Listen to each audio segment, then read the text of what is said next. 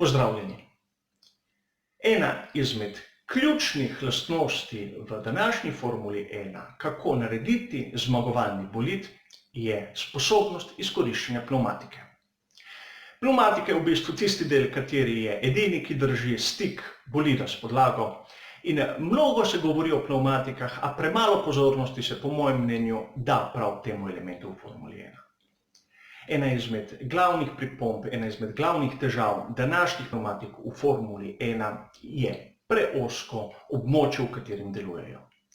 Ukolikor je pnevmatika premrzla, ne doseže tiste prave temperature, ne dajo oprijema. Ukolikor je ta temperatura previsoka, se začnejo pojavljati na njeni strukturi določeni pojavi, ki so daleč od idealnih.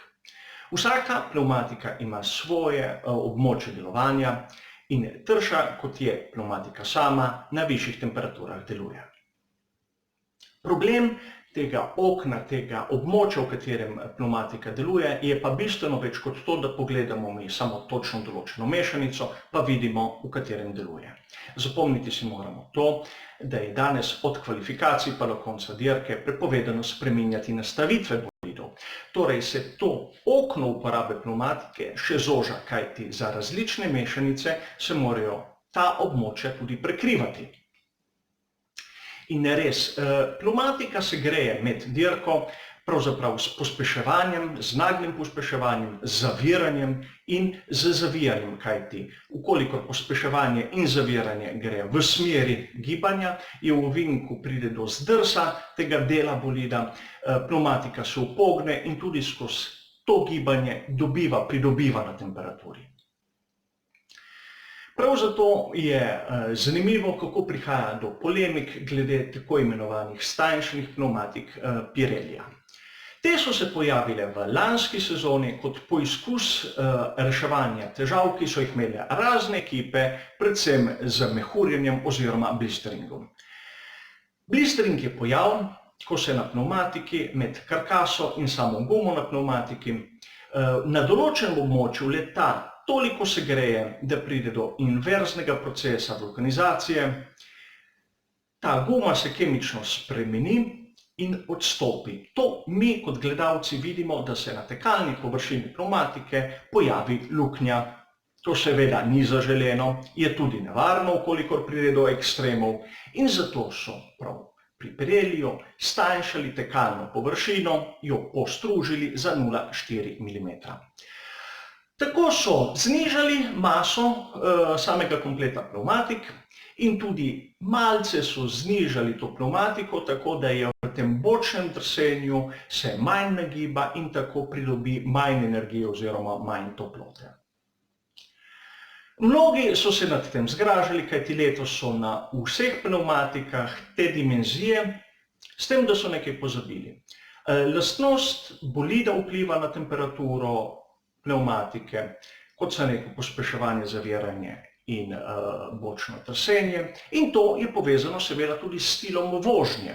Ukolikor je bolid tak, da preveč segreva pnevmatiko, da jih spravi v krizo, je tisti bolid oziroma tista ekipa, ki nima teh težav, v prednosti, kajti sami se lahko poslužujejo bolj grobega načina vožnje.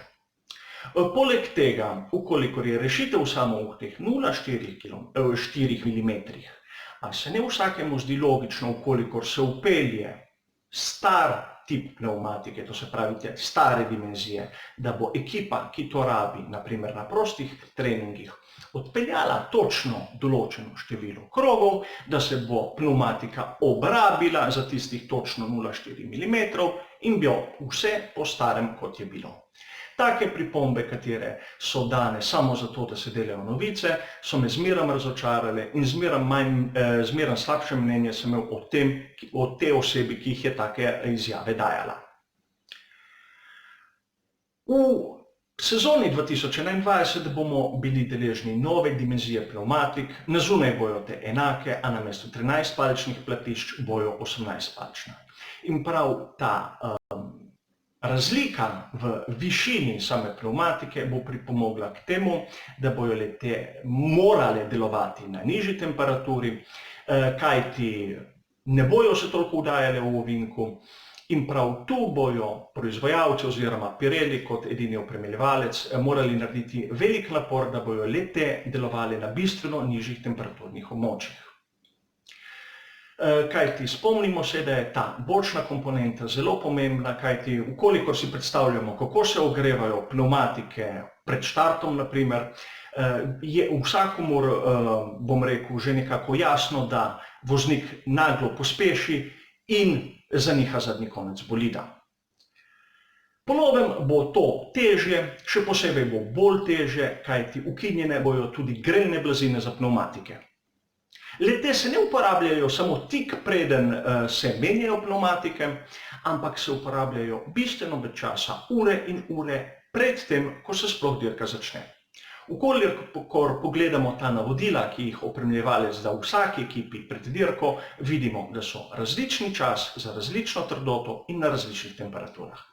In kot zanimivost, tudi mnogi požari, katerim smo priča v boksih, so prav zaradi tega razloga, kajti čez noč se pustijo pnevmatike v boksih, priklopljene na električno napeljavo. Še ena zanimivost, katero je marsikdo spregledal, vkolikor ste videli na veliki nagradi Kanade pnevmatike, ki jih je uporabljal Ferrari, ste mogoče opazili eno zadevico. Namreč na spisku Pirellija so pred dirko bile označene njihove pnevmatike hard kot nove. Vkolikor ste gledali ta strateški pogled po dirki, ste videli, da so na bolid nataknili stare pnevmatike. Vprašanje je seveda legitimno, kam so zginile nove in od kod so se pojavile stare. Podoben primer sem opazil že v lanski sezoni in o tem povprašal gospoda Bocafolija, glavnega za stike z javnosti pri Pirelliju. Pojasnil je, da je pri tem primeru čisto za zanimivo zadevo, noben lapsus, nobena napaka, temveč pri Ferrariju so se odločili uporabljati to pnevmatiko za tisti krog, ko so iz boksov se zvrstili na štartni razpored.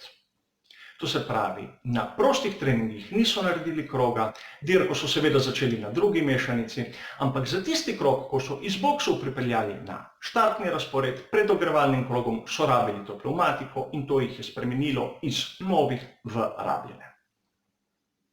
Toliko hiter pregled tistih glavnih točk, tistih glavnih zanimivosti pri vsej diskusiji okrog pnevmatik, da se malo bolj poglobimo tudi v to tematiko.